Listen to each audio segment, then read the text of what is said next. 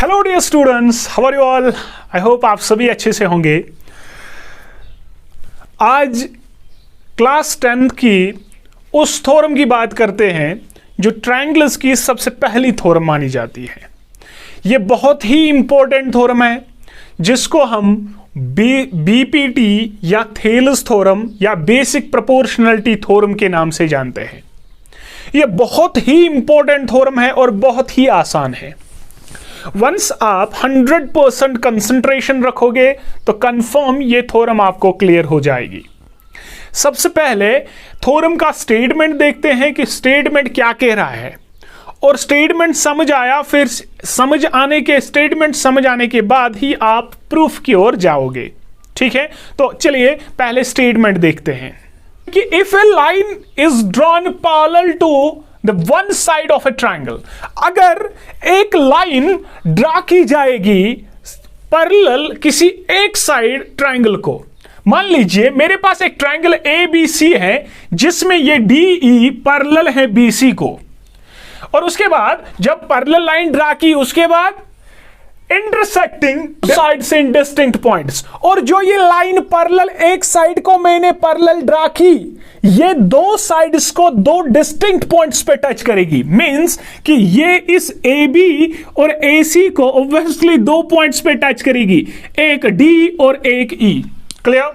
और ये हमेशा गिवन है। ये बोल रहा है कि अगर मैं इस तरीके की प्रोसेस करूं कि एक लाइन पैरेलल ड्रा करूं एक साइड को और वो लाइन दो साइड्स को टच करेगी, तब थ्योरम का स्टेटमेंट, तब the other two sides are divided in the same ratio, और जो दो साइड्स ये हैं जहां पर इन्होंने टच किए उन साइड्स का रेशो सेम होगा। यानी हमारे पास अगर ये DE इन AB और AC को पॉइंट D और E पे टच कर रही है, तब AD बाई DB बराबर होगा किसको? AE बाई EC को। यही थ्योरम है। यानी गिवन क्या है? गिवन है मेरे पास, गिवन जो होता है वो हम लेट करेंगे। मेरे पास ये बोल रहा है if a line is drawn parallel one side of a triangle, यानी एक ट्रायंगल गिवन है तो वही मैं लेट करूंगा। Let ABC B a triangle. Let मान लीजिए ABC एक ट्रायंगल है in which DE is parallel to BC, जिसमें ये DE पैरेलल है BC को and intersects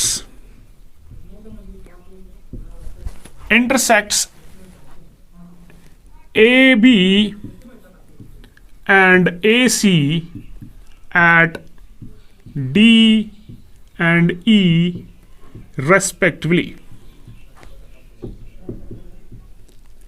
ठीक है, मैं मानूं कि ABC एक ट्रायंगल है जिसमें ये DE पैरेलल इस BC को, और ये ADE जो है इंटरसेक्ट करती है AB और AC को किस किस पॉइंट पे?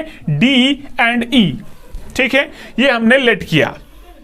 तो मुझे क्या प्रूव करना है? टू प्रूव मुझे करना है कि जो साइड्स है इनका रेशियो सेम होगा। यानी मेरे पास AD बाई DB जो है ये बराबर आना चाहिए AE बाई EC को। यही मुझे प्रूव करना है। यानी प्रूव मुझे करना है AD divided by DB is equal to AE divided by EC। ये चीज मुझे प्रूव करनी है। ठीक है, अब इस कंडीशन को प्रूव कैसे करें? यानी मेरे पास गिवन सिर्फ इतना है कि एक ट्रायंगल में ये DE इस वाले साइड को पैरेलल, और मुझे साइड्स का रेशियो जो है वो सेम करना है। थ्योरम का स्टेटमेंट भी इसी तरीके से है कि अगर एक ट्रायंगल के एक लाइन किसी एक साइड को पैरेलल होगी और जो दो बचे हुए साइड्स होंगे उनका रेशियो जो है वो सेम होगा। ये चीज मुझे प्रूव करनी है। अब किस तरीके से प्रूव करूं? सबसे पहले मैं कंस्ट्रक्शन करता हूं, और ये कंस्ट्रक्शन क्या करूं? ध्यान से देखिए, मैं कंस्ट्रक्शन मैं करूंगा join DC and join DC comma BE and draw DM perpendicular to AC and EN perpendicular on AB। ये चीज मुझे कंस्ट्रक्ट करनी है। क्या कंस्ट्रक्शन करनी है? तो मैं सबसे पहले क्या करूं, ज्वाइन करता हूं इस DC को, उसके बाद इस BE को ज्वाइन करता हूं, और उसके बाद एक परपेंडिकुलर इस D से ड्रा करूंगा इस तरीके से, यानी ये चीज जो है ये 90 होगी। उसके बाद ये चीज भी 90 होगी, इसका नाम DM, इसका नाम DN। तो ये चीज मुझे कंस्ट्रक्शन में करनी है। मुझे ज्वाइन करना है DC, ज्वाइन करना है BE, और EN एक परपेंडिकुलर इस AB पे ड्रा करना है, और DM परपेंडिकुलर इस AE पे ड्रा करना है। ठीक है, अब कंस्ट्रक्शन खत्म हुई। अब प्रूफ देखेंगे। बड़ा अहम तरीका यहां पर आपको सीखना है जिससे हम प्रूव करेंगे। अब यहां पर देखिए, मैं लिखूंगा here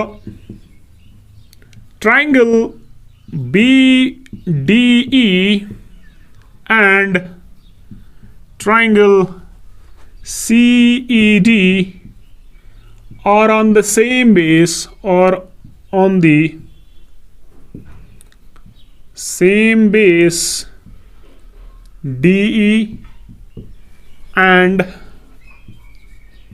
between the same parallels DE and BC. Therefore, area of triangle BDE is equal to area of triangle CED. Name it first. अब यहां पर देखिए, मेरे पास ये चीज देखिए, ये ट्राइंगल BDE एक और दूसरा ट्राइंगल CED, ये दोनों जो है एक ही बेस DE पे खड़ा है, और between the same parallels DE and BC इनके बीच में है। और आपने 9th में थ्योरम पढ़ी होगी कि triangles are on the same base and between the same parallels are equal in area. ये थ्योरम के हिसाब से मैंने वही लिखा कि triangle BDE and second one ECED, ये दो ट्राइंगल्स एक ही बेस DE पे है and between the same parallels DE and BC पे है। और अगर ये दोनों जो है इस पे हैं तो इनका एरिया जो है वो सेम होगा। Name it first. नाउ इससे पहले हम थोड़ा सा पढ़ेंगे, लेकिन हमारे पास ये दो चीजें जो आपको क्लियर होनी चाहिए कि मेरे पास दो किस्म के ट्राइंगल्स होते हैं on the basis of angles.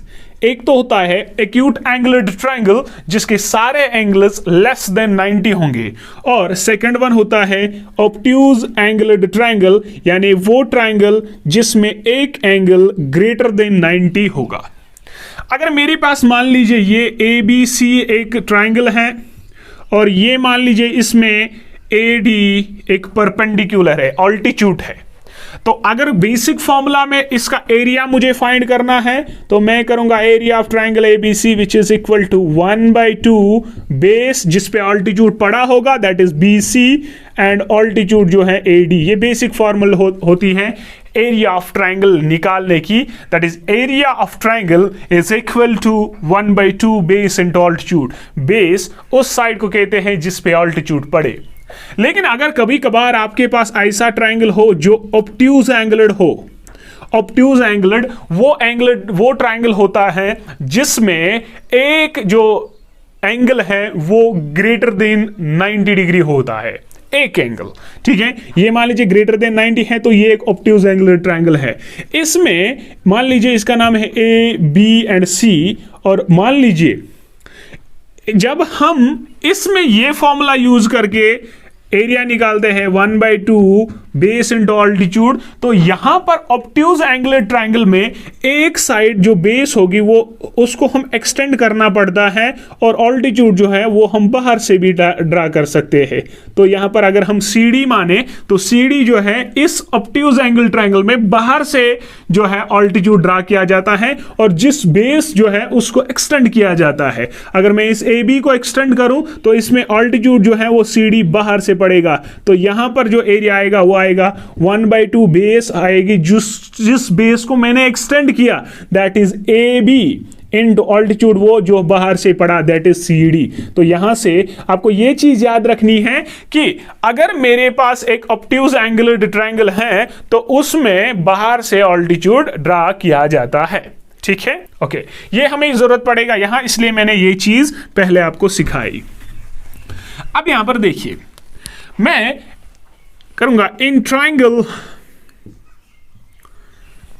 ADE, in triangle ADE, इस ट्रायंगल की बात करूंगा या ऐसे करूंगा। नाउ मैं लिखूंगा एरिया ऑफ ट्रायंगल ADE। इस ट्रायंगल का एरिया में अगर निकालूं तो वो क्या आएगा, एरिया ऑफ ट्रायंगल होता है, क्योंकि अगर मैं इस ट्रायंगल ADE की बात करूं, ये एक्यूट एंगुलर ट्रायंगल है, और इसमें देखिए ऑल्टीट्यूड एक तो EN है ऑल्टीट्यूड और दूसरा है DM ऑल्टीट्यूड। जब मैं DM कंसीडर करूंगा तो उस टाइम बेस वो होगी जिसपे ये ऑल्टीट्यूड पड़ा, यानी AE उस टाइम बेस होगी, ऑल्टीट्यूड DM लेंगे। और अगर मैं इस टाइम ये ऑल्टीट्यूड कंसीडर करूंगा तो उस टाइम बेस AD होगी। तो अगर मैं इस ट्रायंगल ADE का एरिया निकालूंगा तो वो इस तरीके से आएगा 1/2 बेस। तो बेस आप इस टाइम EN वाला ऑल्टीट्यूड जो है ये कंसीडर करिए, या DM वाला ऑल्टीट्यूड है कंसीडर करिए। अगर हम DM करेंगे तो उस टाइम बेस जो है वो AE होगी। तो 1/2 बेस जो है वो है AE, और ऑल्टीट्यूड जो है बेटा वो है DM, जिसपे जो बेस ली जिसपे वो पड़ा जो वही ऑल्टीट्यूड लेना है दैट इज DM। तो हम लेंगे DM। ठीक है, इसका नाम रखिएगा सेकंड, ब्रैकेट में लिखेंगे बिकॉज एरिया ऑफ ट्रायंगल होता है बराबर 1/2 बेस इंटू ऑल्टीट्यूड। ठीक है, सिमिलरली इसी तरीके से एरिया ऑफ ट्रायंगल इसी का भी फिर भी ADE। अब इस टाइम यहां पर पहले मैंने DM ऑल्टीट्यूड जो है लिया, अब मैं EN ऑल्टीट्यूड लेकर ये ट्रायंगल का एरिया निकालूंगा, वो भी आएगा 1/2 बेस। लेकिन इस टाइम हमने ऑल्टीट्यूड EN लेना है, तो बेस जिसपे वो पड़ेगा दैट इज AD बेस होगी। ठीक है, तो बेस होगी AD इंटू ऑल्टीट्यूड जो है जिसपे वो पड़ी दैट इज EN। तो EN, इसका नाम रखिएगा थर्ड। ठीक, तो इसका नाम सेकंड और इसका नाम थर्ड। अब देखिए, मैं लिखूंगा also area of triangle BDE। अब यहां पर देखिए BDE ट्रायंगल हम कंसीडर करेंगे। यहां पर मैं थोड़ा सा बनाऊंगा, BDE इस तरीके से है, ये है B, ये है D और ये है E। BDE, और इसमें आप देखिए ये ग्रेटर देन 90 एंगल है।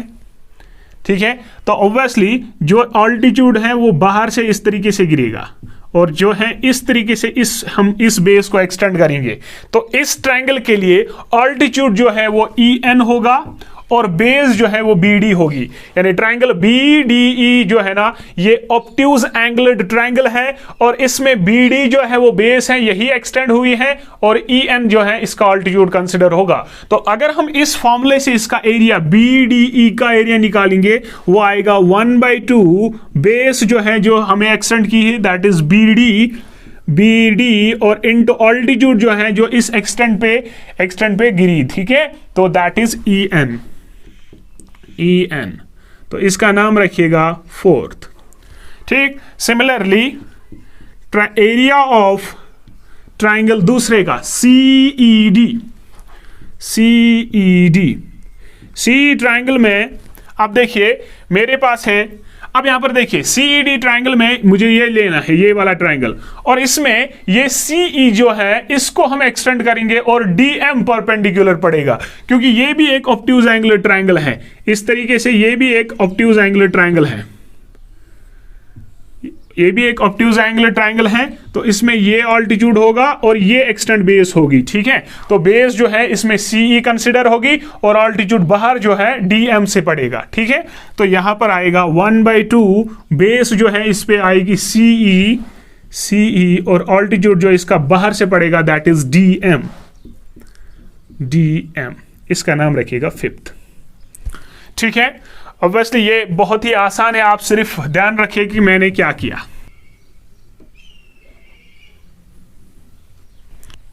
देखिए मुझे चाहिए AD/DB और AE/EC, तो उस वो AD/DB मुझे कहां से मिलेगा, जब मैं इन दो इक्वेशंस को डिवाइड करूंगा। तो वही मैं लिखूंगा divide equation third by 4। Equation third को मैं 4 से डिवाइड करूंगा और सेकंड वहां से मिलेगा मुझे क्या चाहिए AE/EC, तो AE/EC इन दो को डिवाइड करने पे मिलेंगी। एंड यहां पर लिखूंगा एंड डिवाइड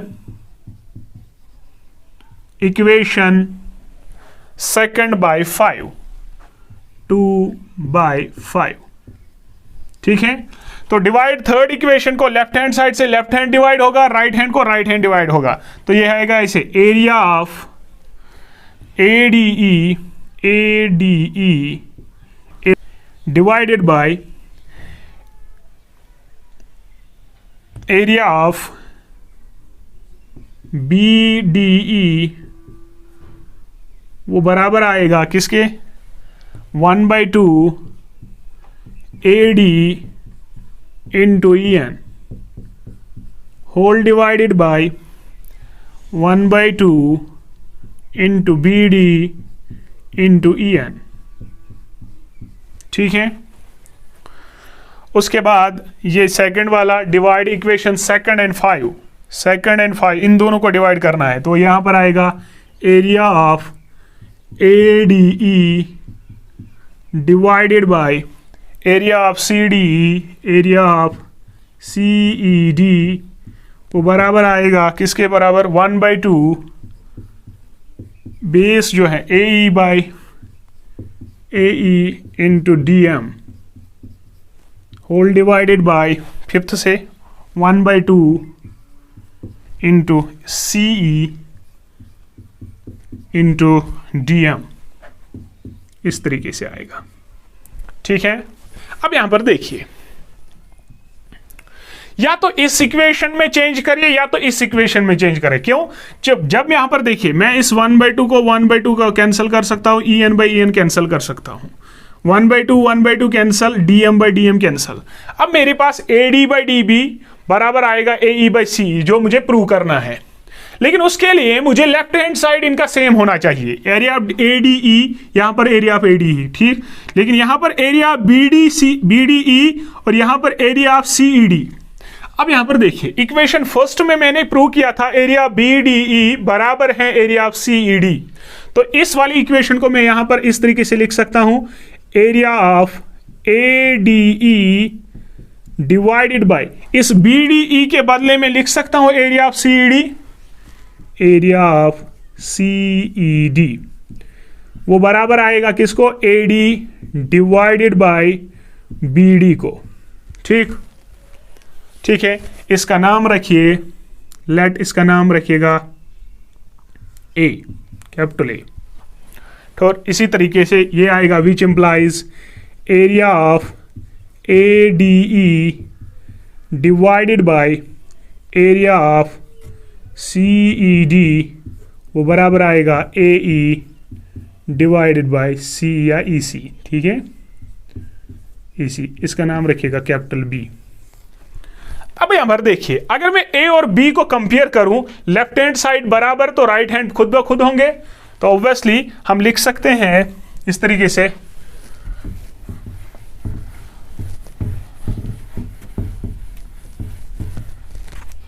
किस तरीके से लिख सकते हैं, फ्रॉम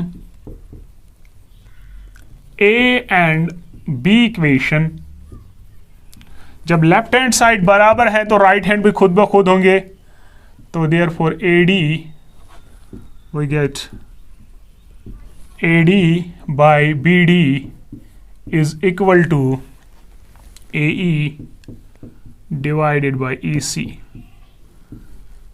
ये चीज हमें प्रूव करनी थी। ठीक है, तो यहां पर आप लिख सकते हो ये वाली चीज कहां से हुई, फ्रॉम फर्स्ट, ये चेंज। ठीक है, आई होप ये क्लियर हुआ होगा। ये बड़ी इंपॉर्टेंट थ्योरम है जिसको हम BPT बेसिक प्रोपोर्शनलिटी थ्योरम या थेलस थ्योरम कहते हैं। अगर कोई भी डाउट रहा है तो प्लीज कमेंट सेक्शन में लिखिए, तो हम उसको क्लियर करने की कोशिश करेंगे। आई होप ये क्लियर हुआ होगा। अगर वीडियो अच्छा लगा हो तो प्लीज इसको शेयर करिए और चैनल को सब्सक्राइब करना ना भूलिए। Thank you, Allah Hafiz.